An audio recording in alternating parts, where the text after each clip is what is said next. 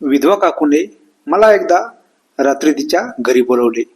घरी बोलून मला रात्रभर तिच्या खोलीत तिने माझ्या घरी कोणी नव्हते.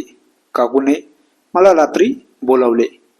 काकूने मला यासाठी बोलावले मला वाटले नव्हते. जे झाले ते माझ्यासाठी पण खूप. घराशेजारी काकू राहत होती. तिचा नवरा नव्हता. ती विधवा होती. काकूचे काम मी नेहमी ऐकत होतो. ती नेहमी मला घरी बोलवायची. माझ्याशी मस्त गप्पा मारायची. काकू माझ्याशी असं यामुळे राहायची की तिला माझ्यासोबत वेगळंच ते. एक दिवस माझ्या घरी कोणी नव्हते. रात्री मी जेवण वगैरे करून झोपलो. काकूने मला रात्रीच तिच्या घरी बोलवले. मला वाटलं काही झाले असेल.